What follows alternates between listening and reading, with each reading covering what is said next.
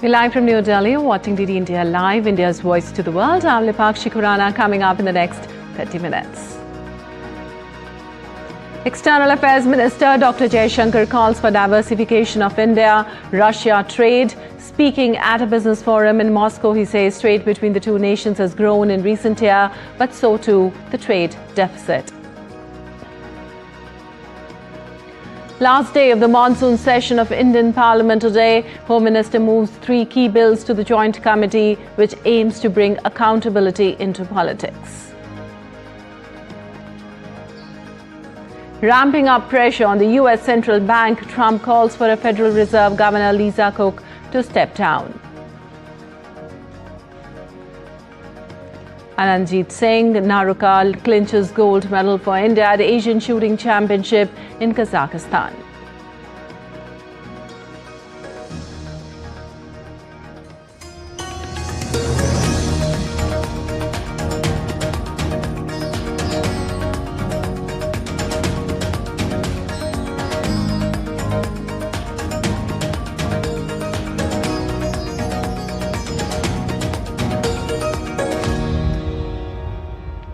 And on to the details now. India's External Affairs Minister Dr. S. Jaishankar and Russia's first Deputy Prime Minister Denis Manturov attended the India-Russia Business Forum in Moscow.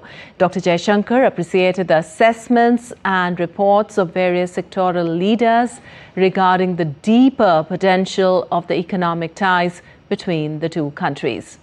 He reiterated that an enduring strategic partnership must have a strong and sustainable economic component. And in this context, the minister called on businesses of both sides to do more trade, contemplate more investments and joint ventures, and open new frontiers of economic cooperation. In the last few years, we have experienced the impact of the COVID pandemic, of conflicts, of political and economic shifts, of new technologies, and also of trade volatility. Each was unique in itself, but together they hold some common lessons. One is the importance of dependable and steady partners. Another is the value of shorter and more secure supply chains. A third is the concern about over-dependence on a limited number of markets. A fourth are the vulnerabilities of being overexposed to a few suppliers. A fifth is the reliance on narrow connectivity and limited logistics. And perhaps most of all, the cost of insufficiently searching for new opportunities, partnerships, and domains. Earlier, Minister Dr. Jaishankar addressed the 26th session of the India-Russia Intergovernmental Commission on Trade, Economic, Scientific, Technical and Cultural Cooperation in Moscow. He stressed that India-Russia bilateral trade has grown rapidly over the last 4 years, however, highlighted the major trade imbalance that has accompanied this growth.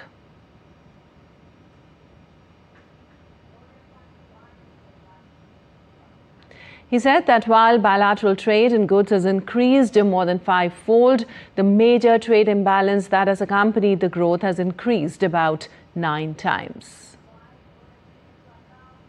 Last 4 years, Excellency, bilateral trade in goods has increased, as you have noted, from more 5-fold, from $13 billion in 2021 to $68 billion in 24-25, and it continues to grow. A major trade balance has accompanied the growth. It has increased from 6.6 billion to 58.9 billion, which is about 9 times. Well, as the IRIGC Tech was held in a complex geopolitical situation, Dr. Jaishankar also made some suggestions to make the cooperation an even more efficient catalyst for deepening our economic cooperation. Firstly, he said that there is a need for a creative and innovative approach. Second, he said that continuously diversifying and expanding agenda through mutual consultations was the need of the hour. And third, setting quantifiable targets and specific timelines so that both sides can challenge themselves to achieve more, perhaps even surpassing what they set out to do. Fourth, holding at least 2 inter-sessional meetings between the IR-IGC sessions, besides a virtual midterm review with all the co-chairs. And last but not the least, having a coordination mechanism between the Business Forum and the different working groups of the IR-IGC text so that there is a two-way flow. Finally, as two sides prepare for the annual Leaders Summit at the end of the year, Jaishankar expressed confidence that the outcomes of the IR-IGC Tech meeting will further drive the time-tested India-Russia partnership. Well, another major development that came from Moscow on Wednesday was India and the Eurasian Economic Union signing the terms of reference in Moscow to launch negotiations on a free trade agreement. The Economic Union of 5 post-Soviet states located in the Eurasia includes Armenia, Belarus, Kazakhstan, the Kyrgyz Republic and the Russian Federation. The terms of reference were signed by an additional secretary in India's Department of Commerce and the Deputy Director of the Eurasian Economic Commission's Trade Policy Department.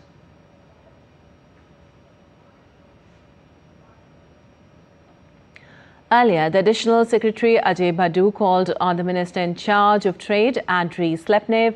Both sides noted the growing trade turnover between India and the EAEU, which stood at $69 billion in 2024, registering a 7% increase over 2023. Well, with a combined GDP of $6.5 trillion, the proposed FTA is expected to expand market access for Indian exporters, support diversification into new sectors and geographies, enhance competitiveness against non-market economies, and deliver significant benefits to micro, small, and medium enterprises. Well, India has condemned Nepal's remarks on the resumption of trade between India and China through the Lipu Lake Pass, saying that such claims are unjustified and not based on historical facts and evidence. The Ministry of External Affairs, in a response to media queries, said, and I quote, "Our position in this regard has been consistent and clear. Border trade between India and China through Lipu Lake Pass had commenced in 1954 and has been going on for decades. This trade had been disrupted in recent years due to COVID and other developments, and both sides have now agreed to resume it." Well, as regards territorial claims, our position remains that such claims are neither justified nor based on historical facts and evidence. Any unilateral artificial enlargement of territorial claims is untenable. India remains open to constructive interaction with Nepal on resolving agreed outstanding boundary issues through dialogue and diplomacy, unquote. Well, also, India on Wednesday rejected allegations made by Bangladesh's interim government that anti-Bangladesh activities were being carried out from Indian territory by members of the Awami League. Ministry of External Affairs spokesperson Ranjit Jaiswal said that New Delhi was not aware of any anti-Bangladesh activities by purported members of the Awami League in India or of any action that is contrary to Indian law. Jaiswal also emphasized that India does not permit political activities targeting other countries to be conducted from its soil, calling the claims made in the Bangladeshi press statement misplaced. Well, both houses of Indian Parliament entered the last day for the monsoon session. In the upper house, Union Home Minister Amit Shah to move the motion for reference of the Constitution 130th Amendment Bill 2025, the Government of Union Territories Amendment Bill 2025 and the Jammu and Kashmir Reorganization Amendment Bill 2025 to the Joint Committee. The bill further to amend the Constitution of India and resolves that 10 members of this House be nominated by the Deputy Chairman to serve on the said Joint Committee. While the lower house of the Parliament to hold further a special discussion on India's first astronaut aboard the International Space Station, critical role of space program for Viksit Bharat by 2047.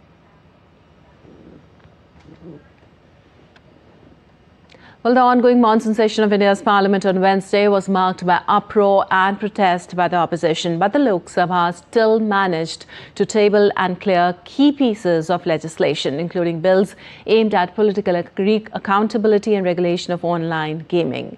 The Rajya Sabha took up an education bill too. DD India's Dibyendu Mondal reports for more. Both houses of the Indian Parliament convened at 11 a.m. on Wednesday amidst uproar and repeated disruptions from the opposition bench. As protests intensified, both Lok Sabha, the lower house, and the Rajya Sabha, the upper house, were adjourned till post-lunch. When the Lok Sabha reconvened at 2 p.m., Union Home Minister Amit Shah introduced three crucial bills: the Constitution 113th Amendment Bill 2025, the Government of Union Territories Amendment Bill 2025, and the Jammu and Kashmir Reorganization Amendment Bill 2025. The bills aim to bring accountability into politics, stipulating that if any chief minister, union minister, or even the prime minister faces custody beyond 30 days in a criminal case, they would automatically lose their post. This triggered a massive uproar from the opposition, forcing another adjournment till 3 p.m.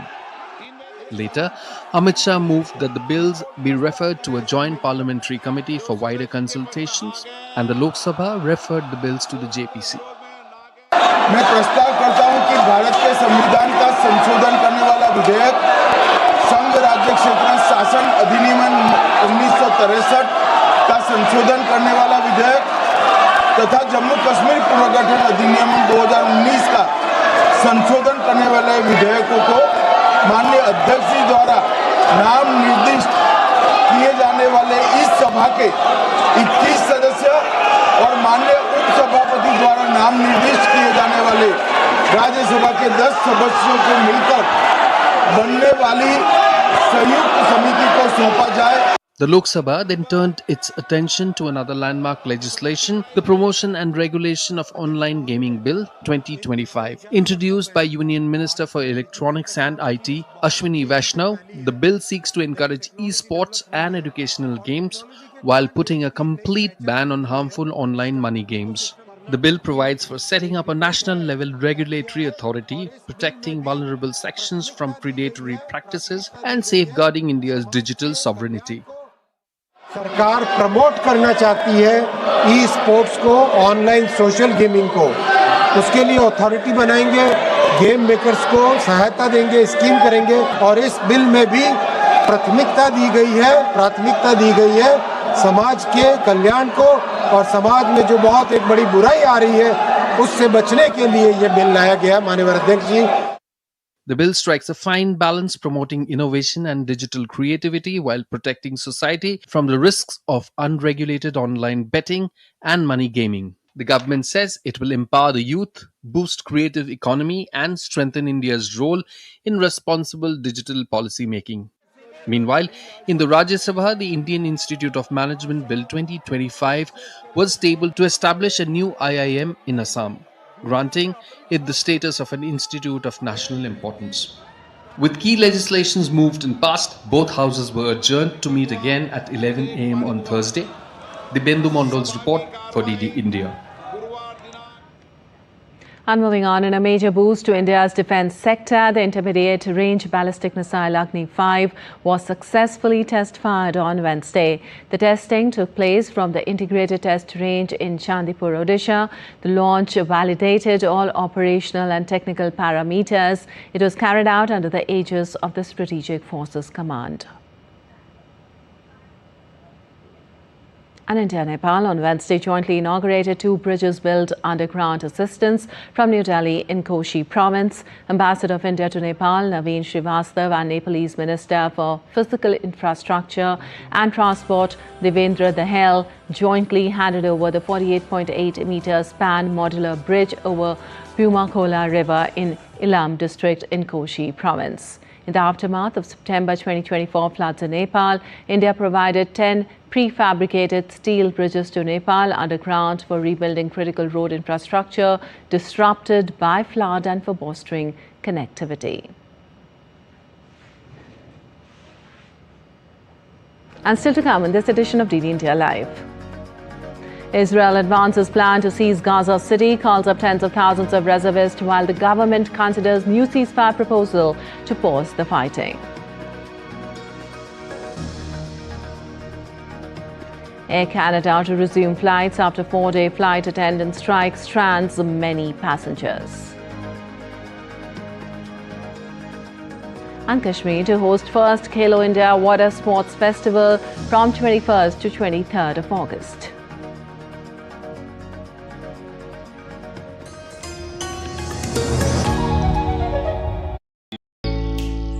Jharkhand will mesmerize you with majestic nature, rich heritage and colorful culture. Johar. It fits perfectly. Thank you. Full workout हो गया. Ready?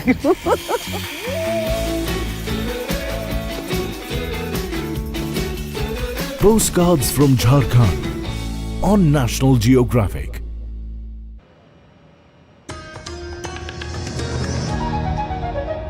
Welcome back. You're watching DD India Live. I'm Lipakshi Kuran, and moving on to West Asia now. Israel's Defense Minister Israel Katz has approved a military plan for the conquest of Gaza City. It authorized the call-up of about 60,000 reservists, piling pressure on Hamas as mediators push for a ceasefire. Katz's approval of plans to conquer Gaza City came days after Hamas said it had accepted the latest proposal from mediators for a ceasefire. Israel's Security Cabinet, chaired by Netanyahu, approved the plan to take over Gaza City in early August. The framework that Hamas had approved proposes an initial 60-day truce, a staggered hostage release, the freeing of some Palestinian prisoners, and provisions allowing for the entry of aid into Gaza. Well, Israel and Hamas have held on-off indirect negotiations throughout the conflict, resulting in 2 short truces during which Israeli hostages were released in exchange for Palestinian prisoners. Of the 251 hostages taken during Hamas's October 2023 attack that triggered the war, 49 are still in Gaza, including 27 the Israeli military says are dead. Well, Qatar, one of the mediators in the talks, said the latest proposal was almost identical to an earlier version agreed by Israel. Netanyahu has yet to publicly comment on the truce plan, but said last week that his country would accept an agreement in which all the hostages are released at once and according to our conditions for ending the war. Israeli army spokesman Efi Defrin announced that an operation to conquer Gaza City is already in progress. אנחנו נעמיק את הפגיעה בחמאס בעיר עזה, מעוז טרור שלטוני וצבאי של ארגון הטרור. נעמיק את הפגיעה בתשתיות הטרור מעל ומתחת לקרקע וננתק את תלות האוכלוסייה בחמאס. אנחנו לא מחכים. התחלנו את הפעולות המקדימות והשלבים הראשוניים במתקפה על העיר עזה. וכבר עכשיו, כוחות צה"ל אוחזים בפאתי העיר עזה. Well, U.S. Vice President J.D. Vance, U.S. Defense Secretary Pete Hegseth, and President Trump's senior advisor Stephen Miller visited with National Guard troops at the Union Station. An estimated 1,900 troops are being deployed in D.C. More than half are coming from Republican-led states. Besides Union Station, they have mostly been spotted around downtown areas, including all the National Mall and D.C. metro stops. The Republican governors of Mississippi, Louisiana, and Tennessee agreed to deploy troops to Washington days after the Republican governors of West Virginia, South Carolina, and Ohio also did so at the Trump administration's request. On August 11th, President Trump declared a crime emergency under Section 740 of the District of Columbia Home Rule Act, which temporarily placed the city's Metropolitan Police under federal authority. And Texas legislators have passed a new state congressional map drawn at the behest of United States President Donald Trump to flip 5 Democratic-held U.S. House seats in next year's midterm elections. On Wednesday evening, legislators in the Republican-controlled Texas House of Representatives gave initial approval to the map. The Democratic lawmakers noted during the session that the map was not made available during public hearings. Republican legislators have undertaken a rare mid-decade redistricting to help Trump improve their party's odds of preserving its narrow U.S. House of Representatives majority. Well, the map, which will have to be reconciled with the state Senate's version, has triggered a national redistricting war, with governors of both parties threatening to initiate similar efforts in other states. Democratic California Governor Gavin Newsom is advancing an effort to redraw his state's map to flip 5 Republican seats. Other Republican states, including Ohio, Florida, Indiana, and Missouri, are moving forward with or considering their own redistricting efforts, as are Democratic states such as Maryland and Illinois.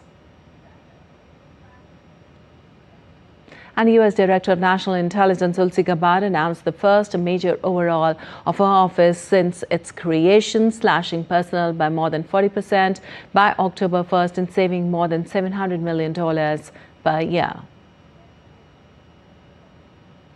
The Trump administration has sought to shrink the federal bureaucracy and has made sweeping cuts to a number of agencies. Gabbard's announcement also comes as she accuses former intelligence officials and others of involvement in what she says was a manufactured and politicized assessment that Russia sought to influence the 2016 presidential vote in U.S. President Donald Trump's favor. And Waorani indigenous people marched in Quito on Wednesday, demanding the Ecuadorian government respect their territorial rights and honor a popular vote to limit oil drilling in the Amazon's Yasuni National Park. Protesters, including women and community leaders, gathered outside the Constitutional Court, singing traditional songs and holding signs.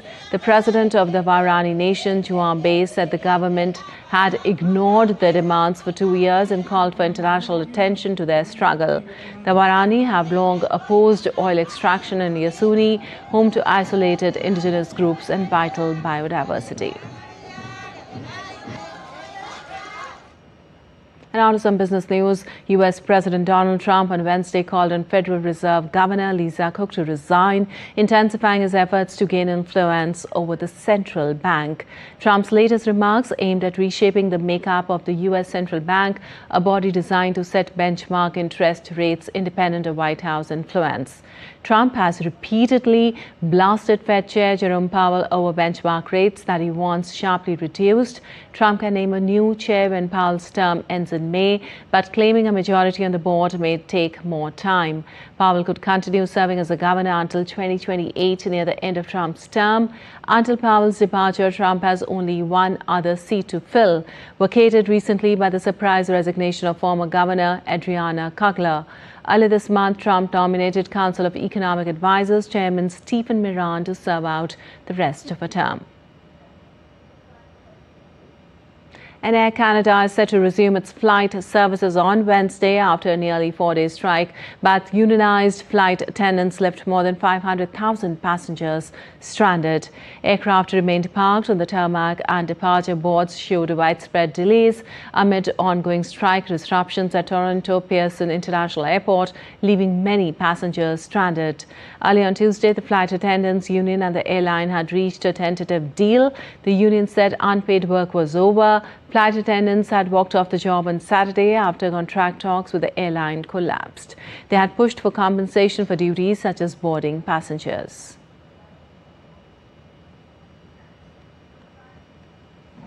And in sports, Olympian Anantjeet Singh Naruka won India's first gold medal in the skeet event at the Asian Shooting Championship in Kazakhstan. The shotgun shooter scored 57 points out of possible 60 in a tense final to finish above Mansoor al-Rashidi of Kuwait in Shymkent city. The bronze medal went to Qatari shooter Ali Ahmed al-Ishaq. This was also Naruka's first ever individual gold medal at the tournament. Meanwhile, Saurabh Chaudhary and Suruchi Singh won the bronze medal in the 10-meter air pistol mixed team event. The Indian duo beat Chinese Taipei's Liu Hengyu and She Xiang Chen in their bronze medal match. China beat Republic of South Korea to win the gold medal. India have so far won 6 medals, including 1 gold, 1 silver and 4 bronze. And reigning javelin throw world champion Neeraj Chopra has opted to skip the Brussels Diamond League in Belgium on Friday. Brussels edition will be the fourth and final Diamond League meeting this year to feature the men's javelin throw event. The two-time Olympic medalist has already secured a spot in the Diamond League final in Zurich, having collected 15 points from his two appearances this season. The men's javelin throw final, which will decide the 2025 Diamond League champion, is scheduled on the 28th of August. And Kashmir's crown jewel, the Dal Lake, is set to take centre stage as it will host the first ever Khelo India Water Sports Festival from the 21st to 23rd of August. This landmark event marks Dal Lake's debut as a venue for national level water sports, with over 400 athletes from 36 states and union territories set to compete in rowing, kayaking and canoeing. Organised jointly by the Sports Authority of India and the Jammu and Kashmir Sports Council, the festival showcases the Sports Ministry's growing commitment to turning Jammu and Kashmir into a premier sports destination. This inaugural water sports carnival is part of a larger vision under the Khelo Bharat initiative, which aims to expand India's sporting footprint from traditional stadia to unique natural landscapes.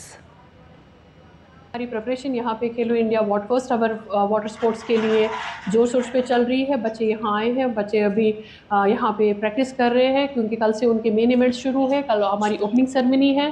हमारे बच्चों के लिए बहुत अच्छा मौका है because all over India से जो बेस्ट एथलीट्स हैं, नेशनल इंटरनेशनल एथलीट्स हैं, वो इनको खेलते देखेंगे, इनसे वो इंस्पिरेशन ले लेंगे और उनको भी पता लगेगा कि नेशनल और इंटरनेशनल लेवल पे कॉम्पिटिशन क्या है।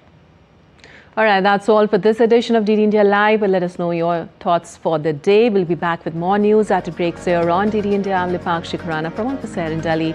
Thanks for watching DD India Live.